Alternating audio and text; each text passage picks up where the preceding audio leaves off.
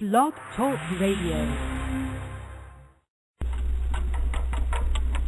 Women Obtaining Wealth is a one-stop resource center for all of your financial, marketing, and lifestyle management needs. Women Obtaining Wealth is a multifaceted organization that operates an internet talk show, financial, family, and business coaching service to women. WOW's mission is to assist women with improving their current family, financial, and business lifestyles while gaining wealth through pursuing their passion. WOW believes that wealth is more than just about money, but that true wealth starts in the mind. WOW's mission is to make sure that every member gets the tools that they need to reach their individual goals. Please welcome Dina Harbour, CEO of Women Obtaining Wealth. Well, good morning, good afternoon. Well, depending on where you are, good morning, good afternoon, and good evening, everyone. You're in tune with Women Obtaining Wealth, or WOW. I'm your host, Dina Harbour. How is everyone doing today? You are joining WOW Conversations. Please sit back and relax, or you may want to get a pen and paper, depending on the subject matter, and enjoy the show. Thank you.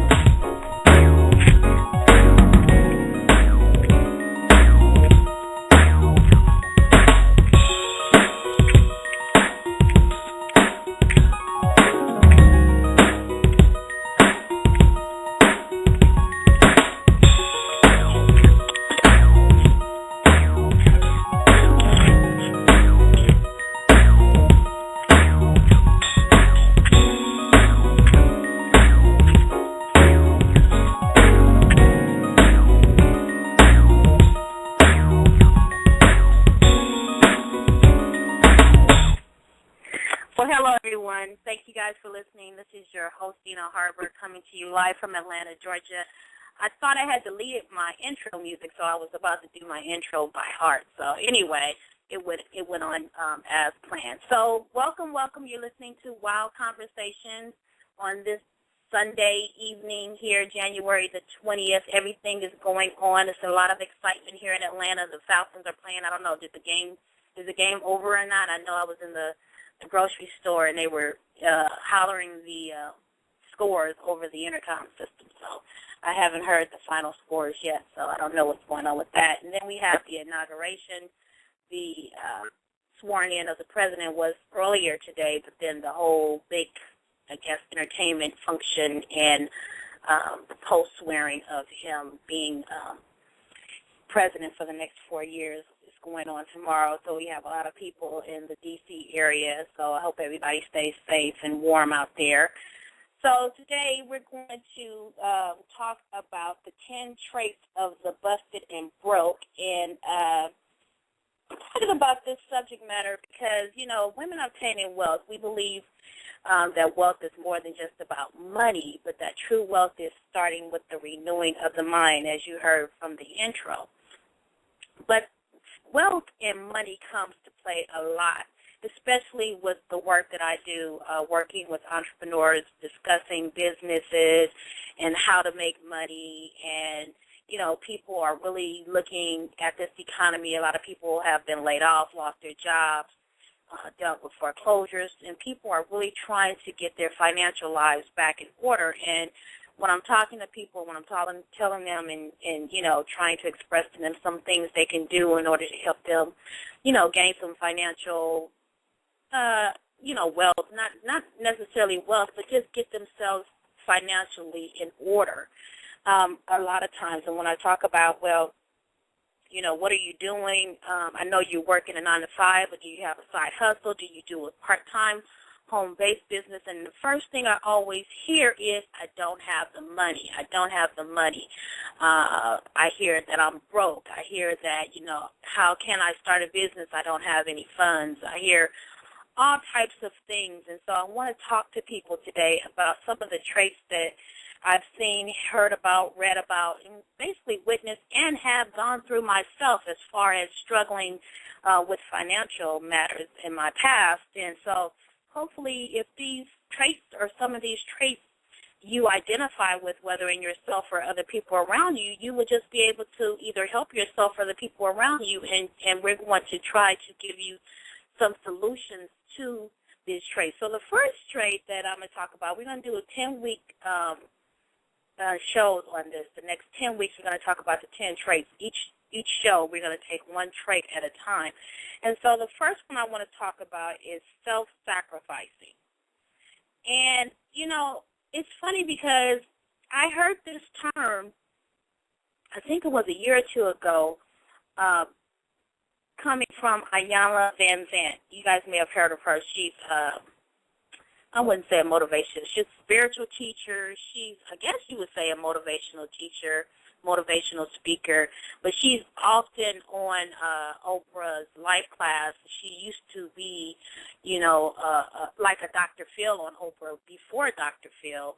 She has a lot of books. She's an author, mother. I mean, she's done it all. And she was talking about this in Life Class. I don't know if it was last year or the year before, maybe last year.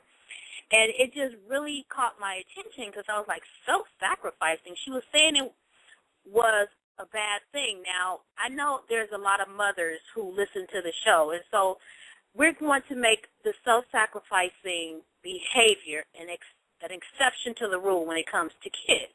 You know, when you're taking care of kids, when you are mom, you know, there is a lot of self-sacrificing that you do for the betterment of your kids and the betterment of your family. So we're not talking about that type of self-sacrificing, but anybody outside of a dependent, let's say, or outside of your family structure in which, you know, it's the husband, wife, kids, or you and your partner and kids or whatever.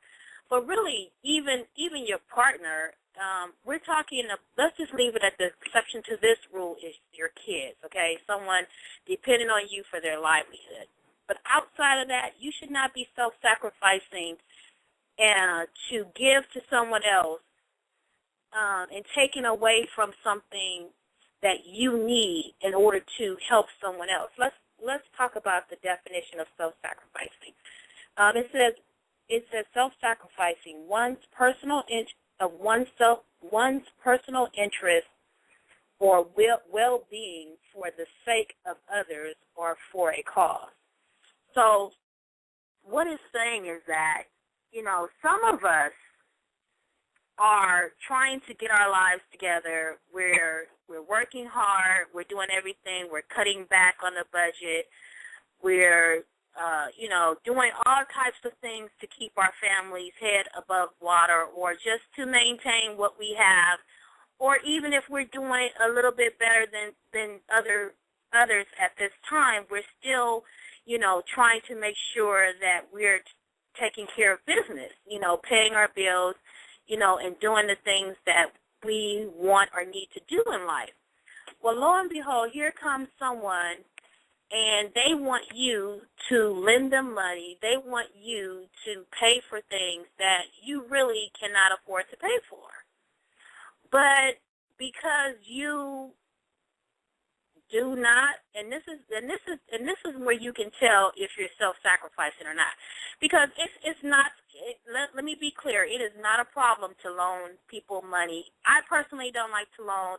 I'd rather give it to you. If I have extra to give, I'd rather give it to you than to lend it to you.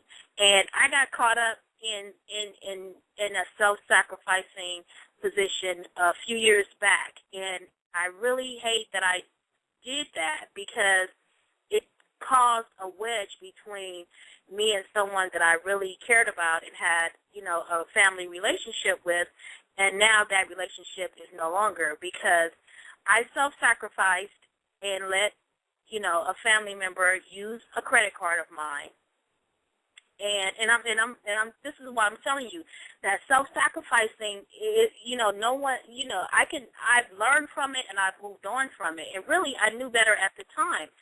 But I'm just using myself as an example because I don't want it to come across that, you know, oh, you're sounding like you never lended anyone money or you never done this before. No, I have, and that's why I know this is a trait of being broke, busted, and some people will say disgusted. You know, when you know that you have things you should be doing or that you should not be lending money because you really don't have it to lend, but you do it anyway.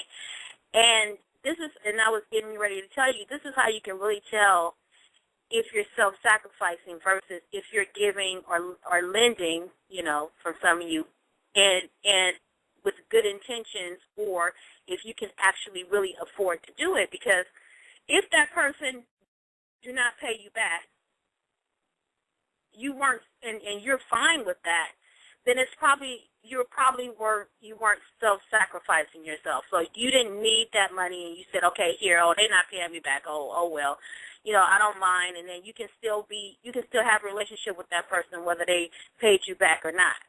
But if you lent someone some money and you knew that you would need that money back in 2 weeks because your rent was due, and you were basically giving that money, some of your rent money to that person because they came to you with a sad story about how they needed your money, you're self-sacrificing.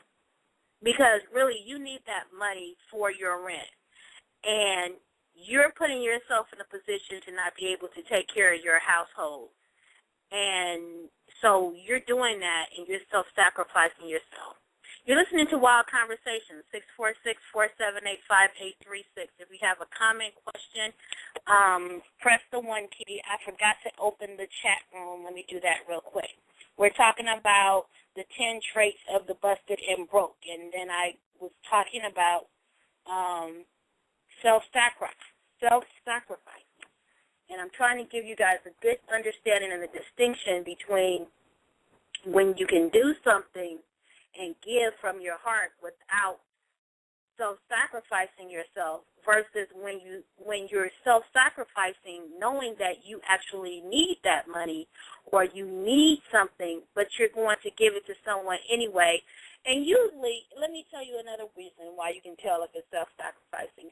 Usually, you're doing it because you don't want to be rejected by that person, or you don't want to be seen as mean by that person, or you don't want to be seen, or you're scared to really be honest about how you feel about the situation. So instead of you dealing with really, hey, I can't lend this to you because whatever the case may be, you don't do that. You just basically say, can you pay me back, or are you sure you're going to pay me back, or, or you run certain things in your head to yourself like, I know I shouldn't really do this. This is what you're saying to yourself. I know I shouldn't really do this because I really need the money, but, I don't want that person to be mad at me. And I don't want, and let me tell you what was going on with my self-sacrificing with the issue that I told you about. And we have callers on the line, and I see a caller from 305, and I'll let that caller speak in a minute. But we're talking about the 10 traits of the busted and broke. Let me give you an example how I knew that I was self-sacrificing when I lent this person my credit card. I said to myself, I just lent them some money because they had paid me back. And I said, I just lent them some money, and I really shouldn't do it again. And I'm trying to make a purchase soon, and I really don't need to have any kind of charges on my credit card. But you know what? I don't really do that much for this person. They don't really ask me for a lot of things. So maybe I should just go ahead. You see what I'm doing? This is what I was doing. I was self-sacrificing myself. Really, I had plans, and I should not have used that credit card. I had some transactions that I was doing the next month, but the person said, I can pay you back, in a number of weeks. And so I'm trying to justify to myself that I should go ahead and do this because, I haven't done anything for that person in so long, or I hadn't done anything. So we're going to go to the caller. They have a comment or question. Let's hear it. From area code 305, you're on the air. State your name and tell us where you're calling from. 305? My name is Hello? Yeah, I can hear you. Go ahead. Your name is? Camila. Okay, Camila. And you're calling from where? Miami. Okay, Camilla from Miami. Welcome to Wild Conversations. Do you have a comment or question about our 10 traits of busted and broke? The one about self-sacrificing, can you relate to that? Do you have a comment or question about it? Um, I mean, I just heard your show for the first time, and I'm actually liking the show a lot. Oh, I'm sorry. You said it again. You just heard the show for the first time, and what? And I actually like the show a lot. Oh, thank you. Thank you. Yeah. I appreciate that. How did you hear about the show from Miami? Well, because I just started doing my own show also, but well, like I just started. It was the first episode because I was really busy.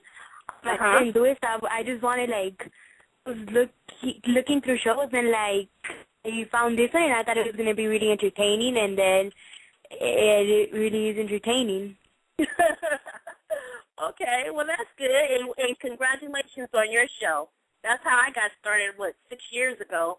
I was listening to someone's show, and I said, you know what, I have something to share, and I'm going to share, my views, too. So it's great that you're joining the what we call the BTR, the Blog Talk Radio Network. It's a great start, and it's a great place where you can express, your concerns or your interests or your hobbies or whatever, and let your voice be heard. So congratulations for you doing that. And even if you're busy, try to just find some time, anytime you have some time, to do your show until you build up your audience.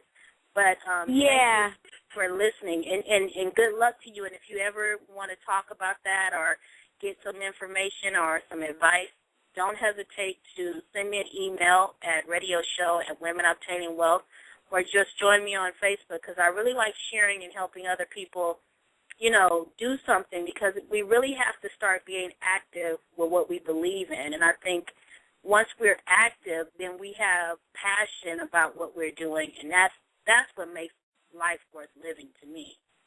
So thank you for listening. Yeah, thank you. Bye. So you want to end anything? Did you want to make a comment about this particular topic, or do you just want to stop and listen? I will stop and listen. Okay. All right, I'm going to put you back on hold so you can listen to the rest of the show, okay? And thanks again for listening. Okay, thank you. Okay. All right. Well, I love that. Thanks for listening from Miami. I've been doing this show for a while, and it's always amazing to me how I see all the downloads. When people they're reluctant to call in and let me hear their voice. So thank you for calling in. So let's talk about this. I'm talking about self-sacrificing, and I'm giving myself an example. If you listen to the show, you'll see I've really put myself out there, because I think that if I don't, I'm feeling that is a sign of shame, and I don't want to be shameful of mistakes that I've made. And I think we have to be careful about feeling shameful about the mistakes we've made. Now, the reason why I'm expressing this, because I talk to people all the time, and they seem to not be able to pinpoint what's going on with them to get them out of these situations in which it's this vicious cycle of them being broke all the time. I was talking to my niece and nephew. They're my great niece and nephew, because they're the children of my niece. So they're like 10 and 11, something like that. And they're both really, really smart, really cool kids. And my nephew, he's very, very good in school. I mean, A student. School is very easy for him. And so I've been talking to him, because he's at that age, I think he's 12. He's at that age where, money is very important. The type of clothing he wears is very important. The brand name, the type of shoes, he's all into all these brands and, looking good and everything. And so I was talking to him about a job. Now, he spent some time with me last summer, and he was saying that he wanted a job. And so he got a job, I think, walking the dog with one of his neighbors. But every time I see him, I'm like, well, what's going on? He's broke.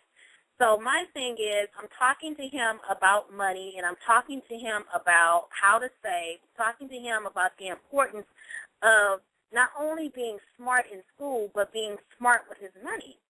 And he's finding it difficult because every time I see him, I ask him, did you save some money? You know, what's going on with you? And he tells me again, I don't have any money. You know, so we need to start teaching our kids the importance of saving and what we call, you know, delayed gratification. Because a lot of times if they don't delay the gratification of wanting candy or some kind of video game or something right now, then they don't understand the importance of putting money up for a rainy day. But we're going to go back to the subject matter of the 10 traits of the busted and broke. So we're talking about self-sacrificing, and I'm trying to give you an example. Now, last night I was looking at Susie Orman's show, and it was really interesting because it was a follow-up show that she had interviewed this young lady, I guess last year sometime. The young lady was a doctor, or is a doctor, and it was fascinating to see that she was really feeling bad because here she is, a doctor. So, you know, the whole image of a doctor is that a doctor is rich and they make a lot of money and they're, you know, a prestigious job. But here she is, a doctor, and she was financially feeling broke and disgusted because her family was leaning on her so much to help them financially with everything, and they just assumed that she always had money to send them and to help them. And what she was expressing to Susie Orman was that she had a lot of school debt. So, you know, doctors come out of school with hundreds of thousands of dollars in debt from all the schooling and they have to do. And she was just not really in a financial place, you know, to really help them like she was helping them. But because the stress and the pressure and the demand was so great on her, she was always sending her family money, and she was just stressing out. And so Susie gave her all these tips, and one of the things she told her was she had to stop, you know, to write a letter to them and explain to them that she had all this debt and that she would have to stop, you know, sending so much money. And so this was the follow-up show, and it was so amazing to see how different the young lady looked from the last time. The last time when she was on, she was heavier. She was definitely stressed out. She was looked sadder and just different. When she came on this show, she looked so slim. She said she only lost 16 pounds, but it looked like more than that when you compare the pictures. And she was happier, and she just looked different. And she said she was doing Zumba class, and she was working out, and she went ahead and she did write the letter to her family members. She said some of her family members just never responded. So she was hurt behind that. But she was self-sacrificing. What she was doing was, even though she had a lot of debt, she was still self-sacrificing to give them money that she really should not have been giving them. She should have been paying down on her debt. And the whole thing behind that is that she explained to them that once I get myself together, once I get myself out of this place of being, you know, financially in debt, then I can do more for you guys. But at this moment in time, I'm stressing because I can't do this for you guys, really, because I really should be paying down all this debt. I think she had like $13,000 in credit card debt. And they really didn't, I don't really remember them talking about how much school debt she had, but I know she had a lot of school debt. So, you know, why are we self-sacrificing when we know we can't afford to do this? What is it in ourselves that feel like we need to be liked by someone? We can't be rejected. We can't say no. Why do we have that fear? Because a lot of times we really should not be lending or giving something of ourselves that we really should be having and keeping for ourselves in order to keep ourselves not only financially better, but mentally, emotionally better. And like I said, I heard this term first with Iyanla Vanzant, and she was talking about behavior with people when they give so much of themselves, and then what happens is they get resentful and angry when things don't go their way. You know, sometimes you give with an expectation of getting something back, and if you don't get it back, you know, then you go into this rage or this resentment, feeling like I did this for that person and they didn't do this back to me. And the same thing when it comes to money. You're giving somebody money that you really should not be giving them because you have bills to pay, you have debt, you know, you have a family to take care of, you have all these things going on, but because you want them to like you, because you're scared that they may talk about you or they may, you know, tell other people you're being selfish. And let's talk about that because I've heard that term a lot. You know, I've heard if you're not selfish, selfish means you're taking care of yourself before others. Then that's what you're supposed to do. You're supposed to take care of yourself. You know, and this brings back when you're on a plane, when they tell you, even when you have your child, put the oxygen on you first. You know, yeah, if you're self-sacrificing and you're gonna be heroic, as they say, and you take the oxygen and you put it on your child, and you fall out, you faint, who's gonna help that child? You have to think about it in terms of the bigger picture. You need to make sure that you're okay. Then you can help others. Make sure you have an emergency fund. You know, now it's, Susie is saying, 8 months of emergency fund. Make sure that your debt and your savings is in order before you're taking money from yourself to give to someone else. Because these are traits of the busted and disgusted. When you're giving money out that you should be putting away and saving so that you can be financially fit. So you have to think about these things, and we need to talk about these things, and we need to have the courage to tell our loved ones, our friends, our family, or whoever's coming to us, hey, listen, I can't afford it right now. Right now I have my bills to pay. I have things to do. And I understand that sometimes they make you feel bad, and you feel bad because you want to help them, you know, especially people who are considered, like this young lady, a doctor. I mean, the whole image and concept about a doctor is that doctor, you know, people that are doctors, they have a lot of money and they're rich and they make a lot of money and therefore they should have money to help their family. And, you know, sometimes you have to understand, especially because I don't think she had even been out of school that long, you know, they have a lot of debt.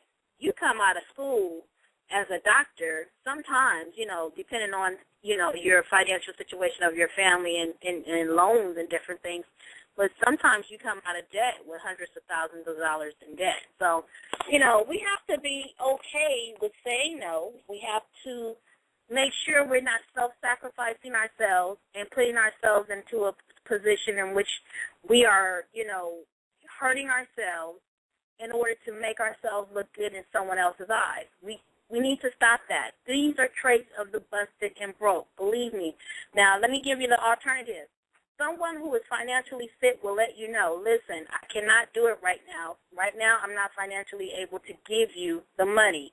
And really, to be honest, I think the philosophy should be if you can't risk losing it, if you can't give it, you shouldn't lend it. So let's look at it like that. The financially fit person has no problem with saying the word no, because they understand and know that it's a matter of respect that I tell you the truth and you respect me for me telling you that I cannot do something. And if I can't do it, respect me for that, then I'm letting you know that I can't do it. The financially fit does not try to justify taking money from themselves to give it to someone else when they know that they have things to do. The financially fit looks at the bigger picture and says, I need to take care of my business first. So that's the difference between the self-sacrificing and the financially fit of the busted and broke. We're going to end the show right now. Thank you guys for listening. Have a wonderful day. Give me your comments or questions. You can always email me at radioshow@womenobtainingwealth.com. Have a wonderful, beautiful Sunday, and thanks for listening. As always, I'll see you next week, and have a wonderful day. Bye-bye. Well, it's time to say goodbye, everybody. You've been listening to Women Obtaining Wealth a while, And I'm your host, Dina Harbor. Here at Women Obtaining Wealth, we believe that wealth is more than just about money, that wealth starts with the renewing of the mind. We also believe that every woman, deserves to have wealth in their lives. And one of the ways we feel that they can achieve this is by pursuing their life passion. Well, if you want to know more about Women Obtaining Wealth, please go to our official website at www.womenobtainingwealth.com. I hope you enjoyed the topic for today, and I hope it's been a blessing for you and your family. Again, remember that true wealth starts in the mind, and that we believe that wealth is more than just about money. Well, I hope you have a wealthy day. See you next week. Bye-bye.